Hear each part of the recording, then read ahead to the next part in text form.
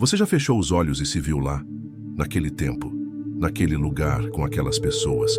A luz era mais dourada, as risadas mais genuínas, os problemas... os problemas pareciam tão menores, quase inexistentes. Essa é a nostalgia. Uma visita guiada ao seu próprio passado, orquestrada por uma trilha sonora de sentimentos quentes e confortáveis. Um refúgio mental que todos nós buscamos, especialmente quando o presente aperta, quando o futuro incerteza. Quem nunca sentiu aquela pontada de carinho por um brinquedo antigo, um cheiro que evoca a casa da avó, uma música que te transporta para um amor que parecia eterno? É um bálsamo, um doce, uma promessa de que houve um tempo em que tudo fazia mais sentido, em que a vida era mais simples, mais feliz. Mas e se esse bálsamo for um veneno lento? E se essa promessa for a sua mente mentindo para você? Preste muita atenção, porque o que você está prestes a descobrir vai abalar a sua fé naquilo que você tem de mais pessoal e íntimo, suas próprias memórias. Nós crescemos acreditando que a memória é como um videocassete perfeito, que armazena cada momento exatamente como ele aconteceu, que podemos rebobinar, pausar, assistir de novo e reviver a realidade. Essa é a grande ilusão. A neurociência, nas últimas décadas, tem desvendado uma verdade desconfortável.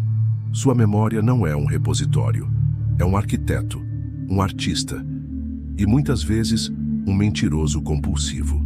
Cientistas como a renomada Elizabeth Loftus, pioneira nos estudos de falsas memórias, demonstraram repetidamente em laboratório que é assustadoramente fácil implantar lembranças inteiras na mente de uma pessoa. Histórias detalhadas de eventos que nunca aconteceram podem ser tão convincentes quanto as memórias reais.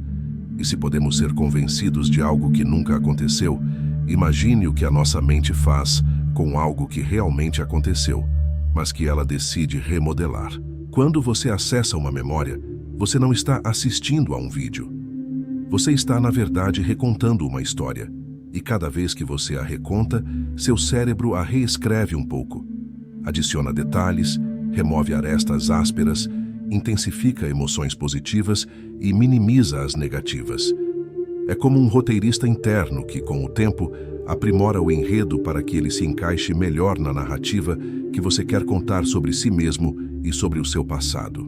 Seu cérebro é programado para a sua sobrevivência e bem-estar emocional, não para a precisão histórica. Ele prioriza a emoção sobre o fato. E quando a realidade do passado era dolorosa, complexa ou simplesmente monótona, sua mente tem um mecanismo brilhante e cruel. Ela a edita, ela a embeleza, ela a sanitiza. É por isso que as brigas de infância se transformam em pequenas desavenças hilárias. Os amores difíceis se tornam romances épicos. As dificuldades financeiras da juventude viram tempos de sacrifício que me fizeram mais forte, esquecendo-se da ansiedade e do desespero reais. Nós filtramos o negativo e magnificamos o positivo, criando uma versão quase mítica do bom e velho tempo. A nostalgia, então, não é apenas uma recordação. É uma reedição emocionalmente carregada. Um filme blockbuster com você como protagonista, onde os furos de roteiro são preenchidos com sentimentos agradáveis e os personagens coadjuvantes que te feriram são convenientemente esquecidos ou suavizados. E essa é a armadilha. Porque se o que você lembra não é real, se seu próprio passado é uma ficção que sua mente meticulosamente construiu, por que ela faria isso com você? Qual é o custo de viver dentro dessa ilusão? Qual é a memória perfeita que você mais revisita? E que talvez este vídeo já te fez olhar de outra forma. Compartilhe essa reflexão nos comentários. Se o que você lembra não é real, se seu próprio passado é uma ficção que sua mente meticulosamente construiu, por que ela faria isso com você? Qual é o custo de viver dentro dessa ilusão? A resposta para essa pergunta nos leva a um mergulho mais profundo na psicologia humana, onde descobrimos que a mente não mente por maldade, mas por uma complexa teia de proteção, desejo e muitas vezes por pura preguiça. Primeiro, vamos falar sobre o que os psicólogos chamam de retrospecção rósea, ou viés de otimismo da memória. É a tendência quase universal de lembrar eventos passados, especialmente os prazerosos, de uma forma mais positiva do que realmente foram. Seu cérebro tem um filtro seletivo. Ele retém o sabor doce do bolo de aniversário da infância e, convenientemente, esquece a briga com o irmão que aconteceu logo depois. Ele maximiza o romance do primeiro amor e minimiza as brigas e as inseguranças que o acompanhavam. Isso não é uma falha do sistema. É um mecanismo de defesa, evoluído para nos proteger. Lembrar de tudo com precisão brutal, com cada detalhe doloroso, seria mentalmente exaustivo. A retrospecção rósea nos permite olhar para trás e extrair lições sem sermos esmagados pelo peso total da experiência. É uma forma de autoconsolação, um jeito de dizer, pelo menos os bons momentos foram muito bons, o que nos ajuda a seguir em frente. Mas essa autoconsolação tem um lado sombrio. Ela pode nos manter presos. Em psicologia junguiana, existe um arquétipo chamado puera aeternus, de a criança eterna. Não se trata de alguém que é infantil, mas de uma parte da psique que se recusa a abraçar a totalidade da vida adulta, com suas responsabilidades, suas dores e suas incertezas. O puera aeternus anseia por um paraíso perdido, um tempo de inocência e segurança que ele projeta em um passado idealizado. Essa figura interna se alimenta da nostalgia distorcida. Ele recusa o presente, que exige ação, e o futuro, que exige risco, e se refugia em um passado perfeito, que nunca existiu. Ele é o eterno sonhador que fala sobre como era bom antigamente e, se eu tivesse feito aquilo, mas que raramente age no agora.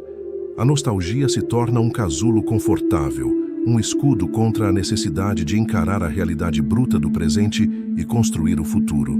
Pense nas pessoas que vivem presas aos bons velhos tempos de sua juventude, lamentando que as coisas não são mais como antes. Elas não estão apenas se lembrando, estão se escondendo. Estão usando a memória fabricada como uma desculpa para não se adaptar, para não inovar, para não crescer. O apego a um passado idealizado se torna uma forma de procrastinação disfarçada. O custo disso é altíssimo. Ao focar em um passado romanticamente falsificado, você perde o que é real e presente. Você perde a capacidade de apreciar as alegrias e os aprendizados do agora. Você se torna um observador de si mesmo, preso em uma galeria de arte onde as pinturas são todas falsas, mas você as ama tanto que se recusa a sair para o sol. A nostalgia, quando se torna um hábito, nos rouba a nossa agência.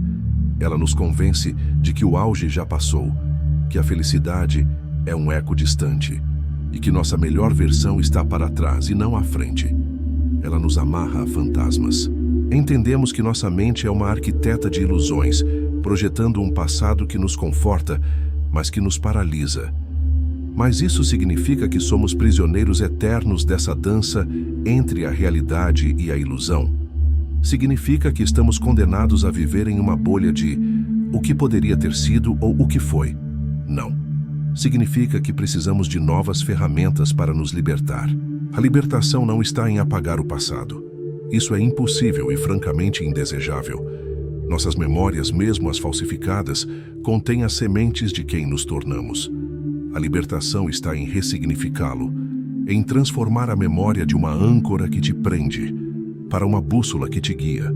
E para isso precisamos da sabedoria atemporal dos grandes mestres da vida no presente.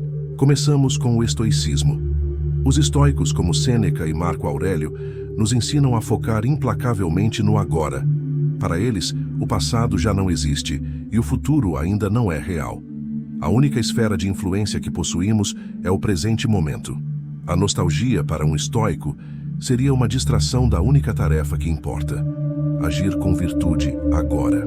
Eles nos convidam a praticar a premeditatio malorum, a premeditação dos males, não para nos deprimir, mas para nos preparar para o que pode vir, e assim apreciar o que temos.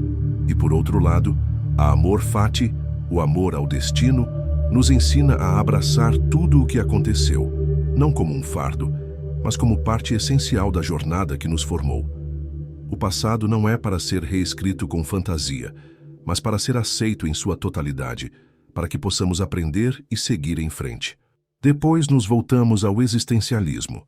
Filósofos como Jean-Paul Sartre nos lembram que somos condenados a ser livres. Isso significa que somos os únicos responsáveis por dar sentido à nossa existência. Não somos definidos por um passado predeterminado ou por um futuro prometido. Somos definidos pelas escolhas que fazemos a cada instante. A nostalgia é uma recusa dessa liberdade, uma tentativa de se esconder atrás de uma identidade já construída, em vez de assumir a vertigem de criar uma nova. A sua essência não é um dado, é uma construção diária. E cada vez que você se apega a um passado irreal, você está abdicando do seu poder de construir o seu eu presente e futuro. Então, como aplicar isso? A primeira ferramenta é a reescrita consciente. Em vez de deixar seu cérebro reescrever o passado para confortá-lo, você assume o controle. Quando uma memória nostálgica surge, questione-a gentilmente. Pergunte a si mesmo: o que realmente aconteceu? Quais foram os desafios que eu superei naquela época? Que lições eu aprendi, que me tornaram quem eu sou hoje? Não se trata de desvalorizar a alegria, mas de integrar a complexidade, a verdade completa. A segunda ferramenta é o ritual do presente. Crie âncoras para o agora. Pode ser a meditação diária, um momento de atenção plena ao tomar seu café, ou a prática de listar 3 coisas pelas quais você é grato neste exato momento. Interrompa o ciclo de ruminação sobre o passado com a intencionalidade do presente. Comece a criar memórias reais agora, com total atenção e presença. A terceira ferramenta é a projeção de futuro não nostálgica. Em vez de olhar para trás em busca de um paraíso perdido, comece a projetar um futuro excitante e possível. Não como uma fuga, mas como um caminho a ser construído a partir do seu presente. Onde você quer estar, quem você quer ser e quais passos você pode dar hoje para chegar lá. O futuro se torna uma fonte de inspiração, não um substituto para a ação presente. Encerramento. E no fim, a epifania é esta: a memória não é um museu de cera intocável. É um livro que você pode reler, entender melhor e, acima de tudo, do qual você pode aprender. Quando você se liberta da armadilha da nostalgia, você não perde seu passado. Você ganha seu presente. Você se torna um observador consciente, capaz de extrair sabedoria de cada experiência sem se tornar prisioneiro de nenhuma delas. Você para de viver no rascunho de quem você foi e começa a ser o autor da sua própria obra-prima, dia após dia. Se esta jornada te ajudou a soltar um pouco do peso do passado, deixe seu like para que esta mensagem encontre outros buscadores e inscreva-se no Atemporal para continuar aprendendo a construir um futuro com mais presença. E agora, a pergunta final, a que realmente importa. Se o seu passado não foi exatamente como você lembra, quem você se torna hoje, livre dele?